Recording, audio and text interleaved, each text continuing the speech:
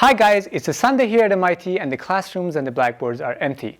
That's why I got a little bit tempted to do a little bit of brainstorming for you guys. So welcome to the first episode of MIT Sundays or MIT Blackboards or whatever you want to call it. Alright, we researchers have been working on head-mounted displays or HMDs for over 20 years now. And it's very exciting to see finally these gadgets coming to the market this year. That's why I wanted to talk a little bit about how this technology will evolve in the coming years. For this, I have to step back and take a look at the technology at a very conceptual level. I will try to jam-pack as much as I can in this video, but maybe I have to split this video into two, so we will see about that. Conceptually, VR and AR are the same thing. They're both about overriding the reality. One does it partially, and the other one does it completely. And if you look at this technology at a conceptual level, we have actually been doing that. We have been overriding the reality for a long time with headphones.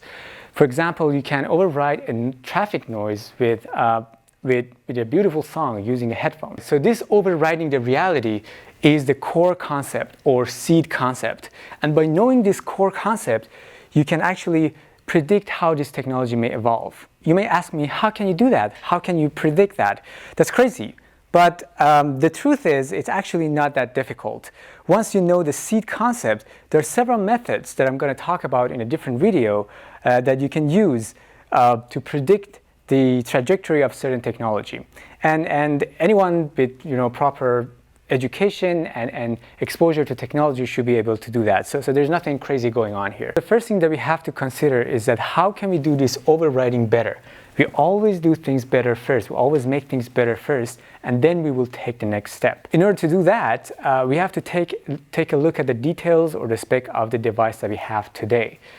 For our device, for VR headsets, we typically have the resolution. These are the main features: resolution, field of view, and form or form factor. These three features are, of course, connected to each other. And for resolution, for example, you need a better electronics, better manufacturing techniques such as photolithography, and it really depends on the manufacturing techniques. So if you have a better manufacturing technique, you can have higher pixel density, and that's not a big deal. Let's get to form factor now. Obviously, nobody likes the form factor as it is because it's just like a giant brick strapped onto your face, literally.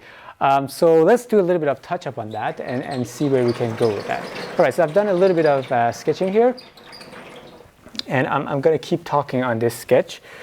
So this is the form factor that we have today right now. And in order to improve it, we have to take a look at the core elements of this that is creating this form factor.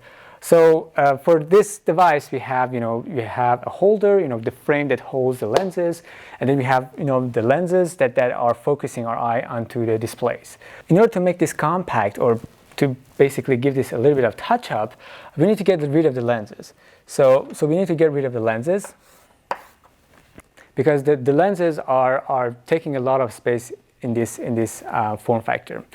And in order to do that, you have to ask yourself, what is the lens doing for us? Well, the lens is creating this imaginary point for our eyes, which is basically giving us the perception that this display is, placed further away. So if you get rid of this, you're not going to see anything. In other words, you're just going to see blurry. To solve that problem, you need to push whatever the lens is doing or whatever the lens was doing to the display part or display component. To have a display component that does whatever the lens was doing, you can use different types of technology.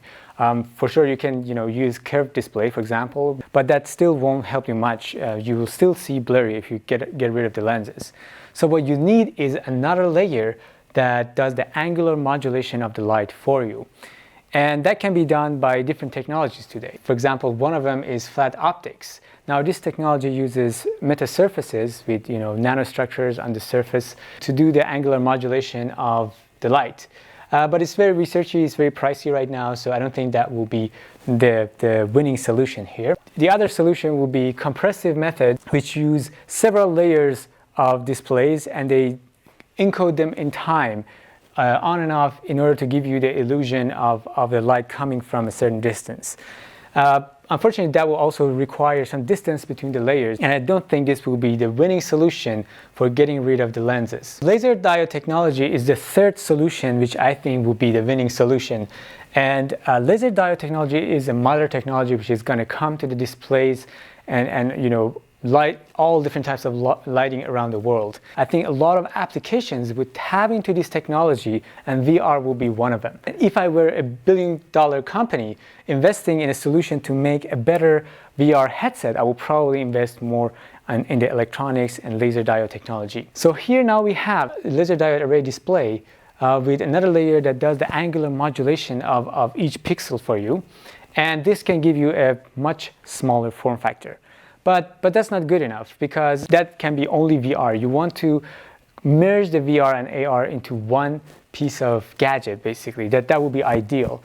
And so in order to do that, you need to have a third layer that is giving you the real world. For example, this can be just transparent. Now, in order to do that, you have to have a display layer that is transparent, and that's very difficult to make. So there is an engineering challenge here if you want to make all of this transparent. But one solution will be to have a transparent electronic here with the angular modulation layer here, and then and have some sort of shutter layer, like LCD layer, that would control the backlight if it's coming in or not. So if you have it completely black, then you're going to be in the VR mode, and if it is transparent, then you're going to be in AR mode, for example. But I don't think that will be a very wise solution, because making this transparent is very expensive and not practical at this point. So what I think will be the solution is the use of cameras. And I know that today a lot of people are not comfortable with the concept of using cameras and headsets, but I think that's going to be the way in the future, and I'm not sure if people would feel the same way about their privacy and things like that in the future. There might be some solutions, such as blocking the faces or something like that kind of keeps the privacy as the camera is working. Alright, so the final convergence form factor for this device is the glass form factor.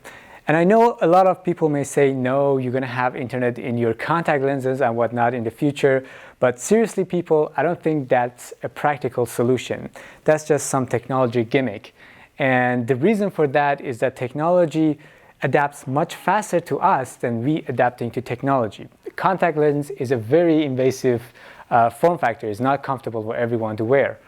That's why you're not going to have, electrodes sticking out of your brains even 20 years from now or 50 years from now, because it's just too invasive, unless those electrodes are keeping you alive. So that's how we get a little bit of touch up on VR specs. And now let's go back to the seed concept and take a look at it at a different perspective. A focus bubble. And even more, you're visually rewarded for staying focused with short animations. However, the same browser can switch mode over the weekend to push away your work-related content and bring forward the fun stuff.